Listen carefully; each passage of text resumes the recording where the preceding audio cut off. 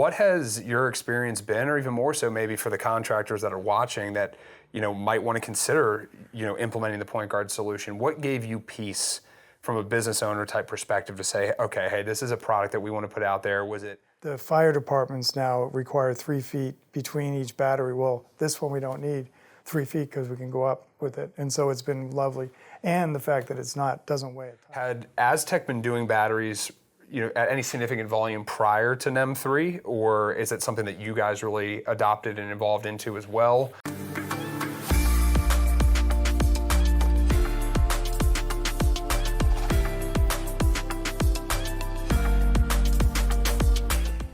All right, welcome back to the Solar Surge podcast. This is Dan Freshley here, and today I'm joined by Ed Murray, president of Aztec Solar. We're in Rancho Cordova, California, and looking forward to sitting down and just having a good conversation about all things solar, the state of the industry, what's going on. So I guess first, Ed, tell us a little bit about yourself, your company, and where we're at today. Sure, how much time do you have? Let's get into it. Let's talk for a while. Well, I started in 1980 in solar, and I was doing solar hot water heating systems, and then I progressed into solar pool heating systems. And at the beginning, it was only 3 guys. One was a plumber, I was the business end, and we had an engineer. So there were 3 partners in the group. We didn't have a solar license at the time in California, so we then went to the license board and asked them to get us a solar license. So we started to put together a solar license test. We actually had the test questions produced by Aztec at the time and a couple of other companies. And then we got the C46 license started. That since has been in flux lately. There's been some issues with the C46 because the state license board doesn't really want the C46 to be able to do batteries. Okay. So we want to be able to do batteries with the C46 license. They're saying a C10 license may be the way what we needed. But we want to keep it the C46. We're tried and true. We've been doing it forever, since 1980. I started when I was very young, by the way. Wow, very cool. 5 years old. So was the company at the time Aztec, or has the name evolved, or the business evolved? It evolved. It was a W at the beginning, and then we went when we had phone books. Yeah. We'd have to go to the front of the phone book. So that's one of the reasons we went to Aztec with an A. So that's really the catalyst. Cool. Kind of is behind the story.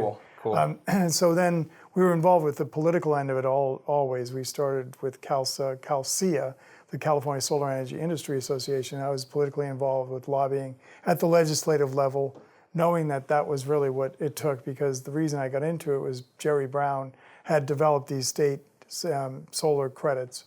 And unfortunately, in 1985, Governor Deukmejian at the time and President Reagan took away the 55% tax credits. So we went from 650 companies in California to overnight 37 companies. At that time, we knew that we had to pick up the pieces, so we started a solar orphan program, similar now to what we're doing today, because we're seeing the same thing happen with the SunPower dealers and such. Sure. So what we did then was we put together a hotline. We had an 800 number, and it was funded by the California Public Utility Commission, where we would get a phone call from the customer that had the problem system, and then we'd disperse or send out the contractor of the 37 that were left as to service the system. So we tried to avoid a black eye. Unfortunately, the legislator kind of blamed us, the industry, for it, saying, hey, you guys didn't take care of the systems. There are a lot of systems that are without warranties. It wasn't our fault. It was because they just took the floor from underneath of us. They took the credits away. And that's why they call it the solar coaster. I'm sure you've heard this. Yeah. And so what we did then was we started to ramp up and got utility credits from SMUD. PG&E started to do rebate programs and schemes. And then we worked the politics again and got SB1, which is the solar PV credits. And there were upwards of $3 a watt credit rebates at the time, because solar was a lot more expensive than it is now for the electricity. So we put together that program. We helped lobby and put together that program, and we got SB1, which Governor Schwarzenegger put together. 1 million solar roofs is what they called it. And we were able to get that through the legislature. And it really developed the solar program as we see it today, along with the NASA helped PV prices come down, and actually pot growers helped a lot because Wow. they were buying the panels to pump their water, and so they were one of the ones that helped us develop the solar. Who would have known? Yeah, right. We had a lot of pumping for pot Wow. at that time. Wow. So we were with the SMUD program locally in '92. We put together a grant program where they were putting rebates for solar water heating systems, and we were the biggest contractor in that at the time. And we kept going with the PV. We started with the PV all the time. We were doing repair work because we have a base now about 30,000 customers. So that's a kind of a keeps the doors open type thing. Sure. And we make sure that people are happy. Some of the systems that we originally installed in 1980 are still working out there. Water heating systems, it's amazing that these people have systems that are 44 years old, but they're still working because we've maintained them.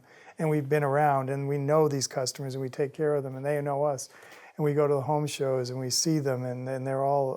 And if we don't do a home show, they think we went out of business because they'll call me up. Hey, I didn't see you at that home show. Where were you? And Sure. so we've maintained that. And I have personal friendships with our customers, and they can call me anytime if there's an issue or a problem. They can get to me, even though we're a lot bigger than the three of us when we started. Yeah. It's now upwards of 75 people here. So we've been doing the solars.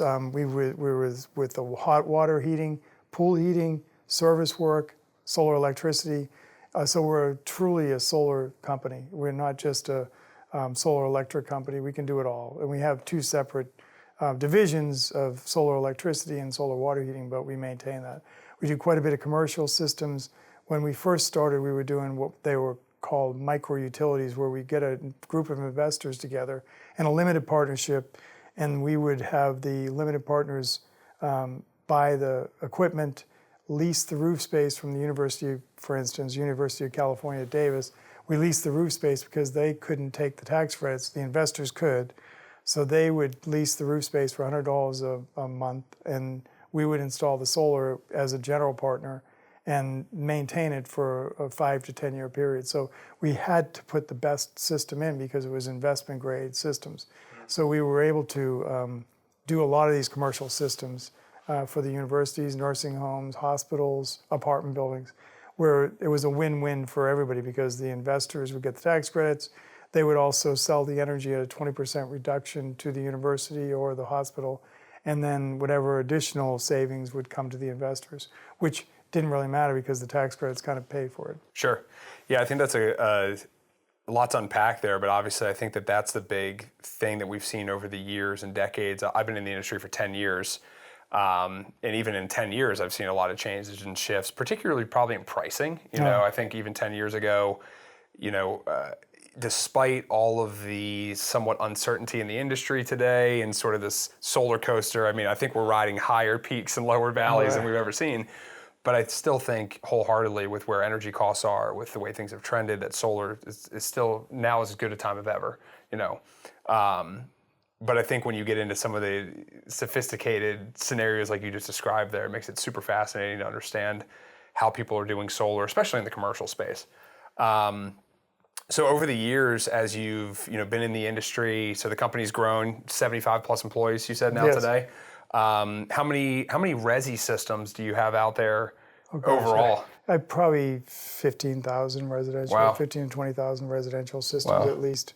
We install both, like I said, all three technologies. So we have some customers that have all three. Hot water, mixes of all of them. And electric solar systems. And now we have batteries, which is great. So now we're going after that same customer base and calling them back and saying, hey, by the way, now we sell this great battery point guard. Let's unpack that a little bit because I think that's a huge opportunity for the contractors that are listening today, right? I think largely solar is a one-time sale, maybe two, right? Depending on how long, but I mean, you've had systems in play now for 40 plus years. Right. You're probably not really getting anything else from a business perspective out of that relationship. But now come along batteries, come along changes in net metering policies. I understand that some of those previous owners are probably grandfathered into previous NEM standards, but still, the opportunity for a business to add some revenue, to the top line and bottom line here with battery and adoption and stuff like that, Talk through that a little bit. So as that's began to change, how has Aztec, implemented various products, batteries, whether it's Point Guard solution or other batteries as a whole? What have you guys kind of viewed that growth opportunity as for the company? It's a great profit center because the margins are pretty good. There's competition. There aren't a heck of a lot of guys that know what they're doing as far as batteries go yet. Sure. But we found that this is a simple system to install, the Point Guard especially because of the stackability of it, and the fact that we can put, let's say, one battery in today, but we can say, if you don't like, if it's not enough, we can come back in a couple of years and we'll put another battery in, or sure. Try one and then we'll go back because it's stackable and it's easy. And it's nice because the fire departments now require 3 feet between each battery. Well, this one we don't need 3 feet because we can go up with it. And so it's been lovely. And the fact that doesn't weigh a ton. I mean, we just moved this in here and it wasn't that heavy. Yeah. Comparatively, we have lifts that have to put some of these on walls that we've had to buy this special equipment. And I worry about our guys hurting their backs and then the load on the wall. For the shear wall, you have to have like an engineer this to put it and mount it to the wall system. Sometimes the building departments require that. So you have to get a structural stamp. You don't need that with this because it's so light. Yeah, so there's a lot of efficiencies, obviously, that are being gained. Now, of course, we've heard that from other contractors too when we talk about just the Point Guard solution by itself is that modular capability. Maybe it's pouring a concrete slab for it to sit on and going up versus, like you said, all the equipment that's all over the wall. There's definitely some other products out there that are not nearly as attractive when they're all said and done, right. Or just can't even be done. Frankly, if we're sitting in the space like this, where would you put a battery, right? You don't have an option given windows and things of that sort. So, that's right. Yeah, this cool. is perfect. And we can put this inside garages, fire suppression is available, and so we can do it all with this. Now, one thing that you mentioned there that I think was pretty cool too, so just talking about a profit center and having some margin, there's a lot of companies out there that for a very long time, until NEM 3, early 2023, don't want anything to do with batteries. Right. They wouldn't touch them, wouldn't install it. A lot of companies, it's kind of been a adapt and survive situation where they are regretfully having to install batteries now because it's the only way that they can make this work for the customer. Had Aztec been doing batteries at any significant volume prior to NEM 3, or is it something that you guys really adopted and evolved into as well? Where were you guys at in kind of the battery adoption? We did a few, and it was more for backup because of the power outages and the PG&E and the locations of fire, but not as many as we're doing now. The attachment rate now is 90+%. Sure. So it's been a wonderful addition because we're out there anyhow. We might as well sell them a battery. And the fact that the people are happy when the lights go out, they're the only person in the neighborhood that have the lights on. And it's they're very happy. I myself have it, and I can tell you that my wife is happy because if the lights go out, we can still use the internet, the lights, the microwave, and the refrigerator. The refrigerator almost pays for itself. Sure. If you have freezers or refrigerators and you lose food spoiling and stuff. Yeah, and it's amazing how much you don't think about how much you can lose in when the fridge defrosts. Yeah, absolutely. Gone. Yeah, I've got a lot of friends that are hunters or whatever it may be, and God. if you've got your meat stored up, right. Yeah, it's a huge problem. Deep freeze. Yeah, you Absolutely. want to cook all that up to it. So we were successful in installing them for that. Now it's not only for backup, but for time of use. So now what happens is when we have the system loaded in during the day from the PV system, we dump it from whatever the TOU is, time of use for SMUD is 5 to 8 p.m. So I know I set up mine to automatically dump from 5 in the afternoon to 8 at night. So I didn't have to pay the upcharge on the additional KW costs. Mm-hmm. So yeah. it was great, because I don't want to pay the utility. I do not like the utility. Sure. But I like it when the prices go up because it helps us. Absolutely, right? So there's this kind of relationship there that you're trying to manage.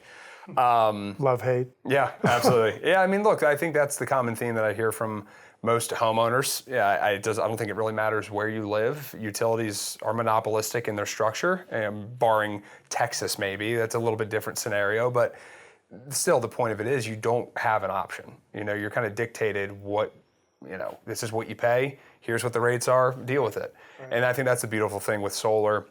especially now with battery. When I got into the industry, our background at the time, we did a lot of batteries, but it was all for backup. That was all it was. Where in Virginia, where I live, we still have a net metering relationship of 1-for-1. So when we would install batteries, it was truly for hunting cabins, hurricane zones, off-grid rural living, just people that had more of an energy, preparedness type mindset.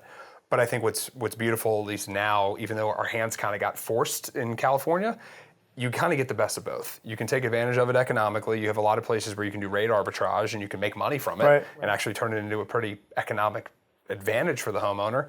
But also, disaster, blackout, brownout, whatever it might be, cover the gaps for those outages. Absolutely. I think it's very cool. It's been great for that reason. I mean, for both of them, now we have two things that we can use it for. Sure. Arbitrage and for backup. Absolutely.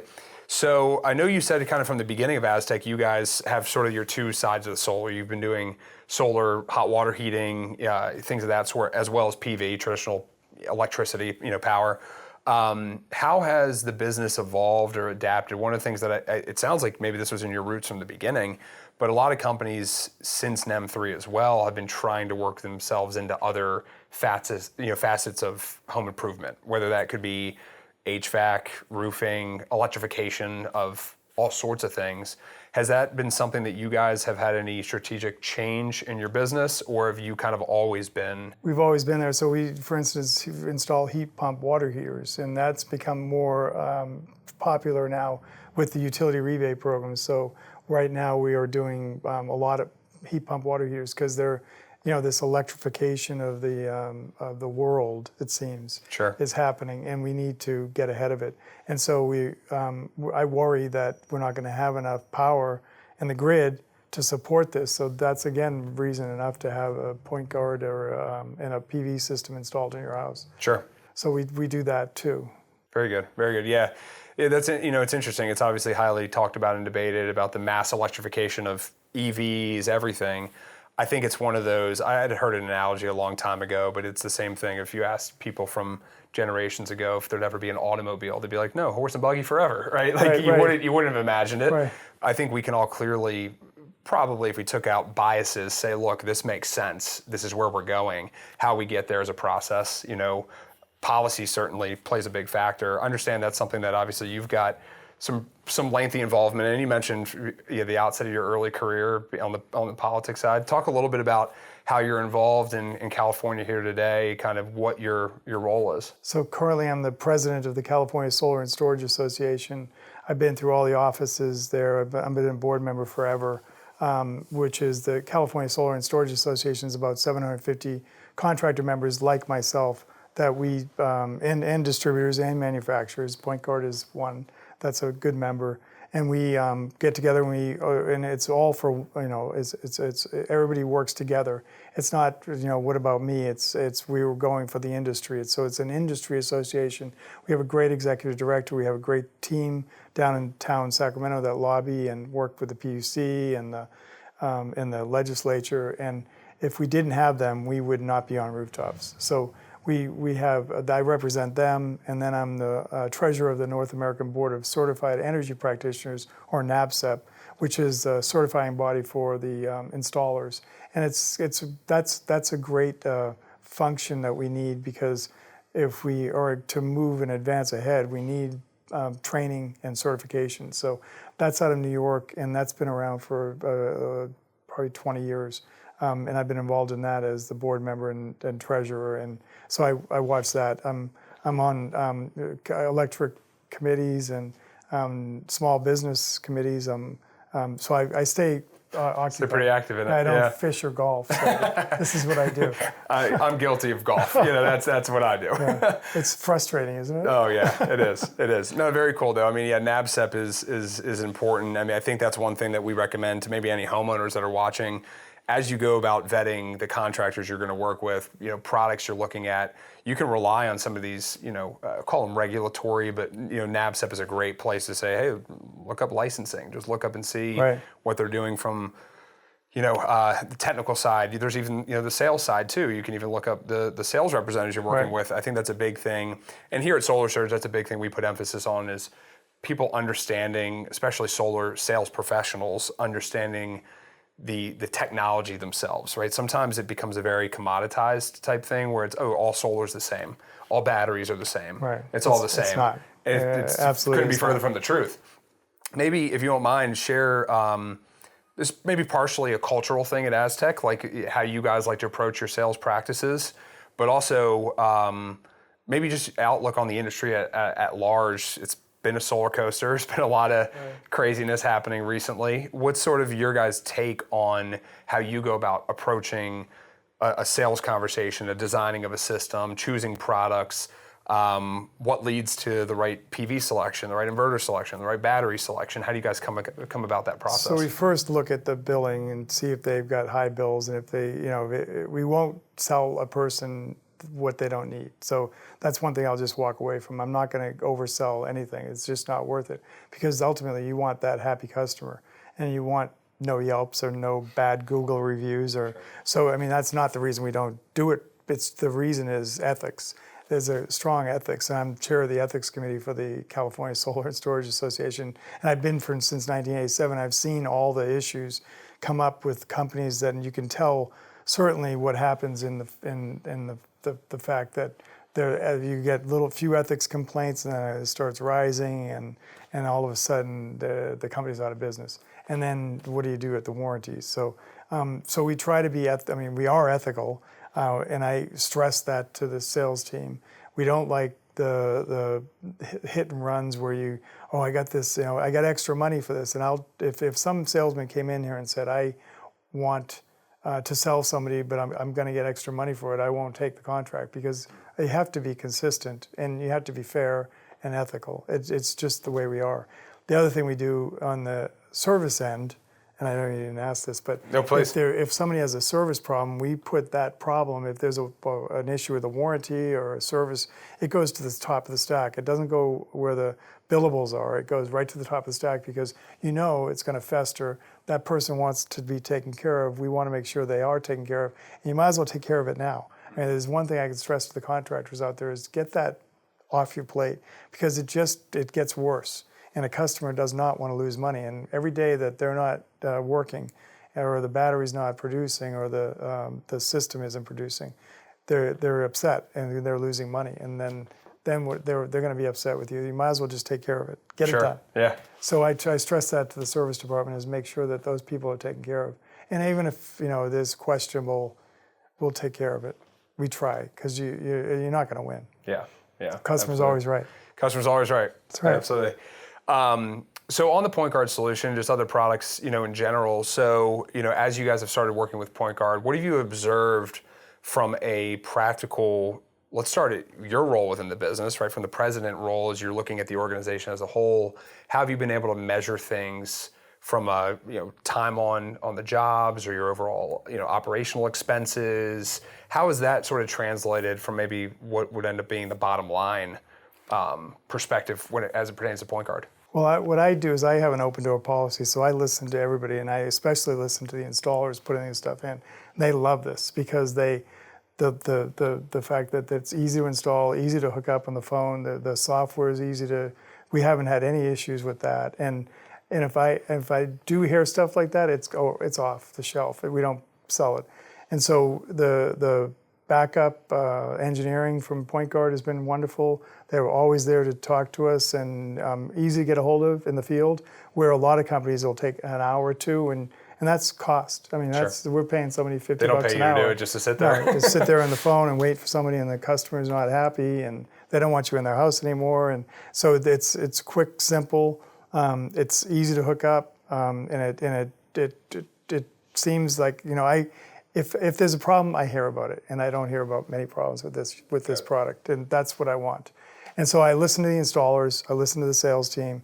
They like it because it's a pretty product. Yeah, there's no doubt about it. No, it's great. Yeah, I mean, we're if you can see on camera here, obviously we've got the main inverter portion up top, but two of the batteries down below come in kind of different sizing, 8 kilowatt hours, 5 kilowatt hours, depending on specs. But you can build this system up to nearly 40 kilowatt hours. So the modular capability is a huge part of it, and just that kind of single stack design is a really cool piece of it, especially as you have various code requirements for spacing and placement and things of that sort, like we already talked about. So Yeah, we're fighting the fire departments now, and they don't like solar batteries, and they are actually charging more money. They're finding us as a revenue stream, and so they're charging more. But they like this product. The Sac County Fire Department, we've presented it to, and they really like the product. good. We're going to give them a tour and show them Awesome. here. Awesome. Yeah. So Ed, as you guys have been now installing the Point Guard system or various other systems, what have you guys really looked for when it comes to sort of vetting the products that you're bringing into the warehouse, so to speak? You know, there's a variety of different products out there, a lot of big name brands that people know, but there's also a lot of we call them jokingly the Me Too companies. Oh, we have that too, right? So how do you kind of determine what products come into Aztec that you guys really want to put into the field and begin to implement? So we look for the easiest install possible because we don't want our guys to be there longer than they should be. Also the serviceability of the product, so that if there is an issue, we want to be able to maintain it, and we hopefully can do that remotely with what we can do with Point Guard. We can look at it and see what's going on. That's a huge plus for us. So we can install one in a day. That's perfect. We don't want to say, hey, we're installing two different houses today, because then we're not doing the right job for the customer. So we make sure we do the quality. We make sure the quality's there. The fact that we can now put that load back at night is great. And my wife, we had a power outage for 2 weeks in SMUD, which is unusual. And we have this 15 kilowatt array. We didn't have batteries. My wife was upset with me. She said, we have all this solar, and we can't use it. It's like, and so once we got batteries, I said, here we go. Now you can't yell at me anymore. So it all starts at home. Sure. We've also been fortunate with Point Guard is that when on the installs that we have the load panel that we install, that the load center, that they can switch off panels. They can load like the microwave, the lights, the refrigerator, the freezer, and if they want the air conditioner on there, but they can set it that at one point, let's say that they want their air conditioning going, they can set it that it shuts off when the battery gets to 50%. So then they want the critical loads, which is the lights, the microwave, the internet for the gaming for the kids, keep them busy, the television, and the refrigerator. So we can limit it to those loads, but we can drop them out. And the important one, of course, is the light. So that would be the last on the list to go.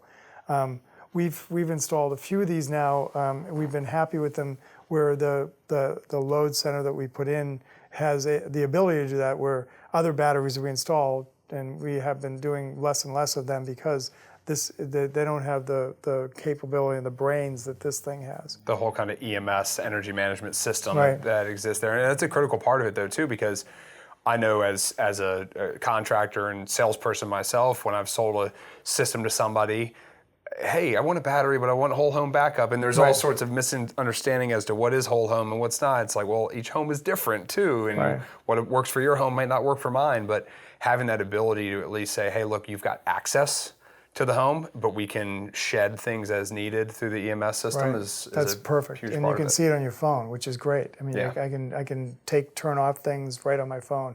All right, I've got my the air conditioning's cool in the house. Shut it off, so we can shut that load off. So I save it for other loads in the house, and make sure that if I have a 3-day outage, I'm going to still have juice.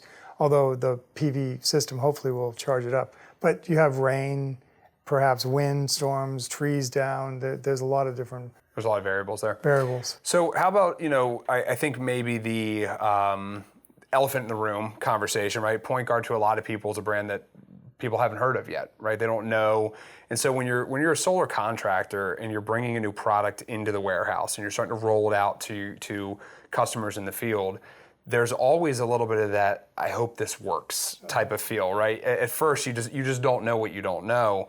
What has your experience been, or even more so maybe for the contractors that are watching that, might want to consider, implementing the Point Guard solution? What gave you peace from a business owner type perspective to say, okay, hey, this is a product that we want to put out there? Was it specifications of the product itself? Was it the team you've worked with, the service, the feedback? What was giving you peace that said, you know what, I want to work with this? I researched the heck out of it because I didn't want to put something into my customers that I wouldn't want to have success with. So I went to a conference in North Carolina, and there was a lady in the booth there, and we talked, and it was a point guard conference. It was an AppStep conference, but it was a point guard booth.